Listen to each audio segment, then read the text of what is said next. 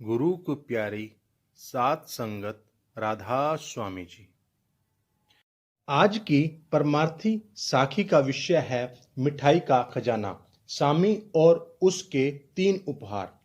उस परमपिता परमेश्वर को अर्पित जो अपनी संतान के लिए अमृत की अनंत वर्षा करते हैं और उनसे ही हर सुबह सूर्योदय होता है। बहुत समय पहले की बात है। दूर के एक राज्य में एक बालक रहता था। उसका नाम स्वामी था। एक दिन अचानक ही उसके प्यारे माता पिता की मृत्यु हो गई और उनका इकलौता बेटा एक ही रात में अनाथ हो गया। आखिर भाग्य का लिखा कौन टाल सकता है। अगला दिन उसके लिए अंधकार में था। कड़ाके की सर्दी पड़ रही थी और नदी के किनारे खड़ा स्वामी जब अपने माता पिता की अस्थियां पानी में बहा रहा था, तब बर्फीली हवा के थपेड़े उसके कपड़ों को चीर रहे थे। उस तूफानी सुबह वहां स्वामी को दिलासा देने के लिए उत्तर दिशा में बसे गांव के एक महात्मा कोहरे में से अद्भुत ढंग से प्रकट हुए। स्वामी के माता पिता उन पूज्य महात्मा के परम भक्त थे और स्वामी को याद था कि बचपन में उसे हमेशा उनका साथ बहुत अच्छा लगता था। पूज्य महात्मा ने बड़े प्यार से स्वामी को अपनी बाहों के सुरक्षित घेरे में समेटते हुए सहारा दिया और दोनों एकटक नदी के पार देखते रहे। पूज्य महात्मा ने कहा, स्वामी, याद रखना, तुम कभी अकेले नहीं हो। परमात्मा ही तुम्हारे असली माता पिता हैं। वे दिखाई नहीं देते लेकिन हमेशा हमारे साथ हैं। वे अब भी तुमसे उतना ही प्यार करते हैं और ध्यान रखते हैं जितना पहले तुम्हारे माता पिता के जरिए रखते थे। स्वामी पूज्य महात्मा के और निकट आ गया और उसके सांत्वना भरे शब्दों को महसूस करने के लिए उसने अपनी आंखें मूंद कर गहरी सांस ली। उस अलौकिक पल में उसे ऐसा लगा जैसे पूज्य महात्मा का पूरा अस्तित्व सूर्य की तरह चमक रहा हो। वह महसूस कर रहा था कि उसके हृदय में शोक की आंधी के जो गहरे घने बादल घिर आए थे वो गर्म स्वर्णिम प्रकाश से हल्के पड़ गए हैं। उस समय वह समझ गया नहीं पाया कि प्रेम की गर्माहट से भरे यह पल उसे जिंदगी भर याद रहेंगे, क्योंकि उसी पल से उसे लगा मानो पिछले दिन की दुख भरी घटना बहुत समय पहले घटी थी। जीवन का यही तरीका है कि बुरे से बुरे समय भी अपने साथ कुछ अच्छा लेकर आता है। स्वामी के साथ भी कुछ ऐसा ही हुआ। वह उसी दिन पूज्य महात्मा के साथ उत्तर दिशा में बसे उनके गांव चला गया। वहां उसने जिंदगी की नई शुरुआत की। पूज्य महात्मा के भक्तों ने कोमल मुस्कान के साथ उसका स्वागत किया और प्यार भरे शब्दों से उसे भरोसा दिया। फिर उन्होंने उसे गरम गरम दाल के साथ मक्की की ताजी गरम रोटी खाने को दी। इस तरह स्वामी का बुरा समय उसे संसार में सबसे अधिक प्यार करने वाले लोगों यानी कि परमात्मा के सच्चे भक्तों की संगति में ले आया। स्वामी प्रतिदिन पूज्य महात्मा के चरणों में बैठकर बड़े ध्यान से आत्मा की दर्द भरी कहानी सुनता था।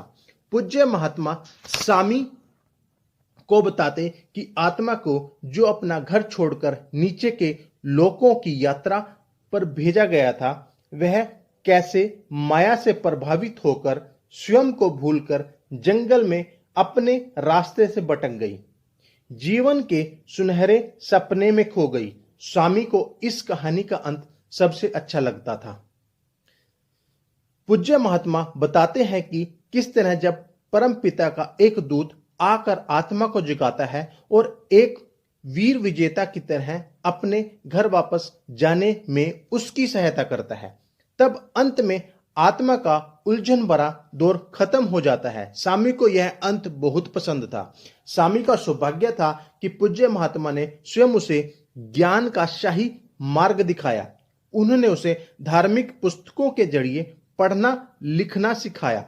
यह जानते हुए कि स्वामी अपनी उम्र से अधिक समझदार है, पूज्य महात्मा ने उसे ध्यान को अंतर्मुख करने का तरीका भी सिखाया, जिससे वह अपनी आंतरिक यात्रा शुरू कर सके। इस तरह स्वामी हर रोज अपने अंतर में उस मार्ग को खोज में लग जाता और आत्मा को उसके अपने घर वापस ले जाता। स्वामी के संवेदना प्रदान करने वाली बागबानी की कला भी सीख ली। वह समझ गया था कि जिंदगी भर वह वही काम करेगा।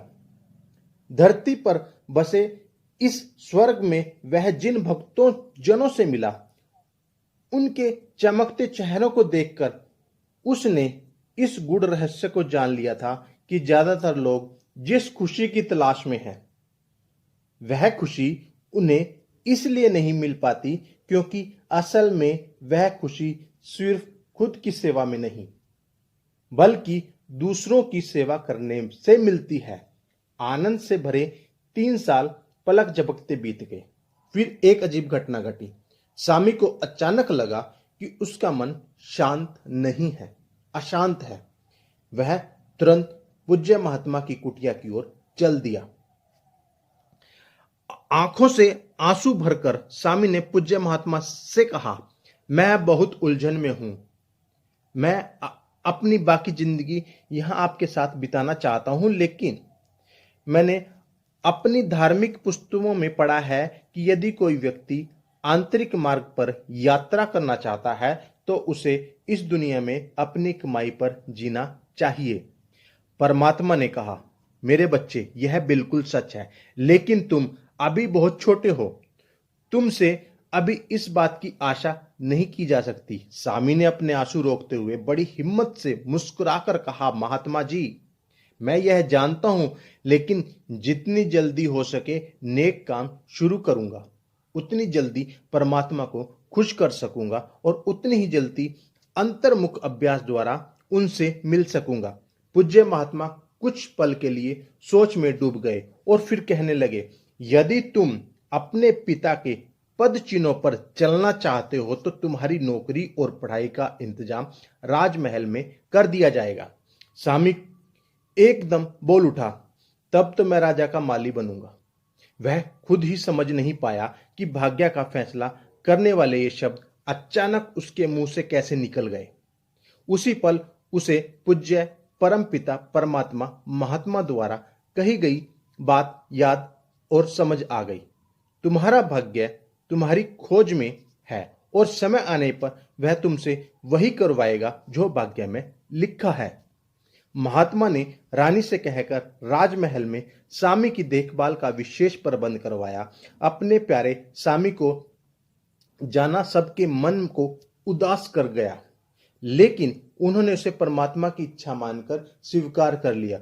उन्होंने स्वामी को विदा करने के लिए एक शानदार आयोजन किया। उसके बाद पूज्य महात्मा ने स्वामी को अपनी कुटिया में बुलाया और आशीष भरे 3 उपहार दिए। उन्होंने स्वामी के कंधों पर नीले रंग की एक ऊनी शाल डाली और कहा, जब तुम बाहर संसार में होंगे तब यह तुम्हारी बचाएगी, रक्षा करेगी। फिर उन्होंने अमृत से भरी एक बोतल देते हुए कहा, यह तुम्हें दुनिया में स्वस्थ रखने के लिए है, इसे रोज पीना। इसके बाद पूज्य महात्मा ने पौधों में पानी डालने वाली एक हरे रंग की बाल्टी उठाई और कुछ समय के लिए उसे अपने करीब रखकर आंखें बंद कर ली। फिर उसे स्वामी को दे दिया। इस विशेष आशीर्वाद को पाकर स्वामी की आंखें उभर कर चमक रही थी। यह तुम्हें संसार में परम पिता के लगातार बरसते प्रेम की याद दिलाने के लिए है। उस दिव्य पल में उसके मुंह से शब्द नहीं निकल रहे थे, फिर भी उसने धीरे से कहा, पूज्य महात्मा जी, आपका धन्यवाद। तब पूज्य महात्मा ने अंत में कहा, यहां तुमने यह सीखा है कि हर बीज, हर पौधे और धरती के हर रहने वाले प्राणी में आत्मा छुपी है और वह परमात्मा का पवित्र अंश है। अगर तुम याद रखोगे कि हर जीव के साथ प्यार, दया और आदर पूर्वक व्यवहार करना है तो तुम जिंदगी और बगीचे दोनों में अच्छी तरह काम कर सकोगे। फिर उन्होंने प्यार से मुस्कुराते हुए सामी के बाल सहलाते और दोनों साथ साथ द्वार की ओर चल पड़े, जहां बाकी सब लोग सामी को आखिरी विदाई देने के लिए एकत्र हुए। सामी ने केवल अपने 3 विशेष उपहार, एक जोड़ी कपड़े और अपना बिस्तर और कुछ धार्मिक पुस्तकें लेकर सभी से विदाई ली और मुस्कुराते हुए सबसे विदा ली और